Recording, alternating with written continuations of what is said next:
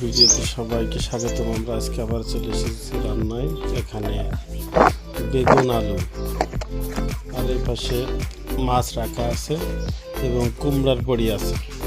প্রথমে আমরা পেঁয়াজ বেটে নেব, বাটার জন্য সম্পূর্ণ প্রস্তুত। দেখেন, পেঁয়াজটা বেটে নিলাম, আধা বাটা করে নিলাম। তরকারির ভিতরে দেবো, অত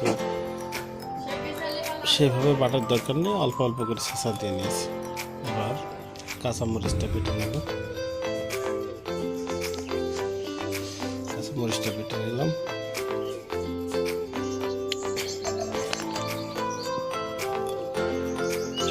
জিরা,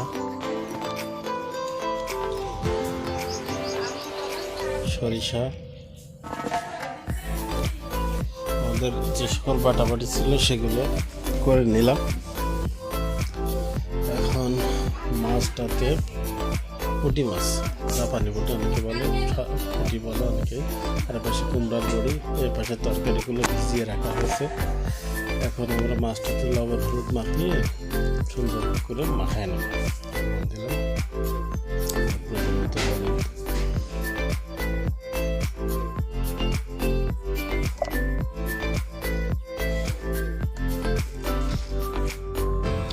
শুকনো মরিচের গুঁড়া।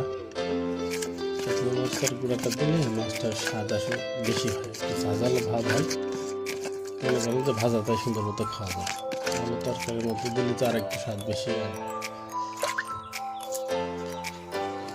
কড়াই চাপাই দিয়েছি, সয়াবিন তেল দিয়ে দিলাম।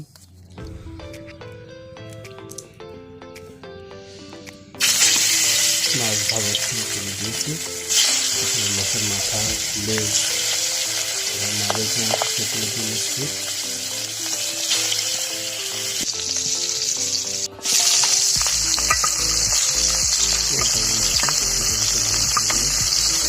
দুই পাশে সুন্দর মতো খাই।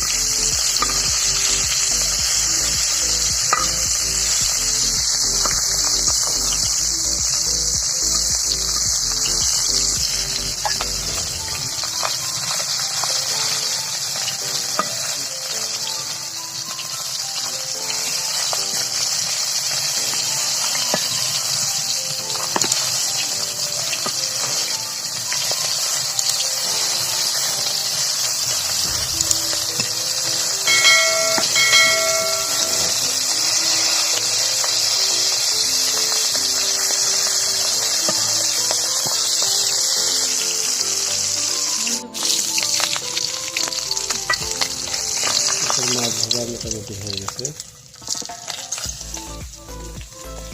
উঠায় রাখছি।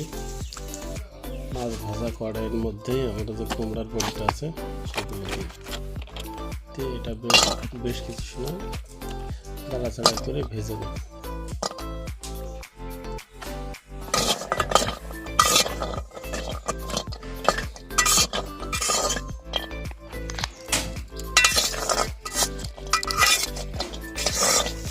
ভাজা হয়ে গেছে, উঠায় রাখছি।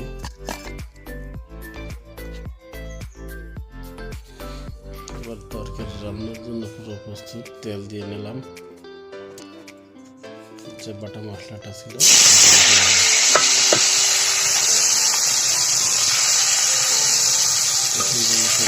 ভাজা ভাজা করে মেখে নেব, তাহলে একটু একটু স্বাদ বেশি আসবে, কিন্তু সুন্দর মতো করবো।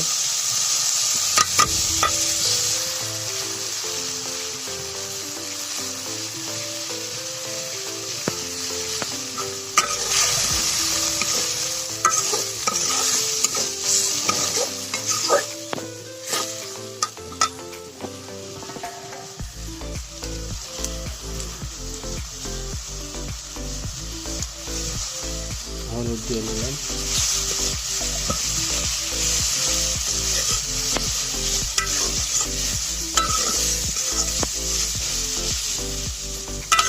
বেশ কিছু সময় এভাবে তেল দিয়ে ভেজে নেব।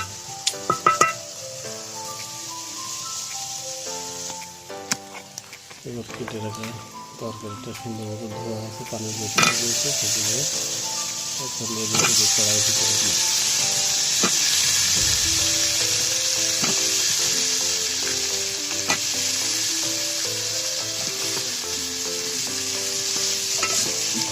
দিয়ে বেশি নাড়াচাড়া করে একটু মশলাটা সব জায়গায় সুন্দর মতো করে নেব, ভাজা মশলাটা।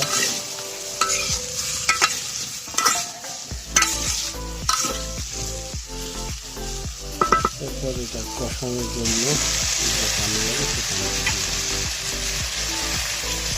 দিয়ে সুন্দর মতো বানিয়ে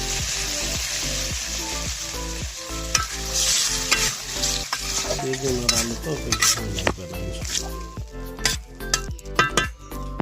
একেবারে সাধারণ একটা রান্না। একটু ঢেকে দিলাম, ঢেকে দিলে তাড়াতাড়ি সিদ্ধ হয়ে যাবে। দেখতে পাচ্ছেন একটু দ্রুত সিদ্ধ হয়ে যাচ্ছে।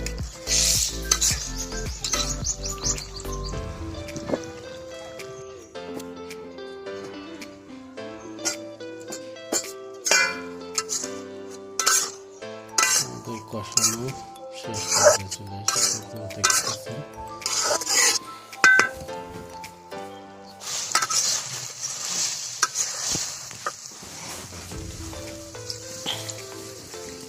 এবার ঝোলের জন্য যে পানিটা, সে পানিটা দিয়ে দিলাম।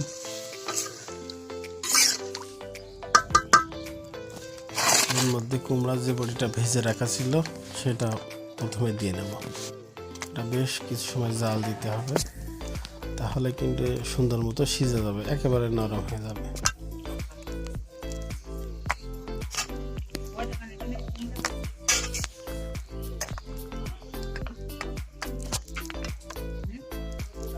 জাল দিতে থাকবো। আর এই পাশে ভাজা মাছগুলো আছে।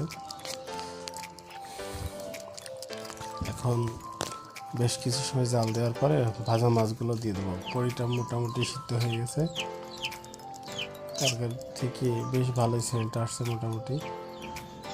আশা করা যায় খেতে অনেক ভালো লাগবে। তো আমাদের আজকের রান্না এই পর্যন্তই রান্না হয়ে গেছে। সকলকে ধন্যবাদ।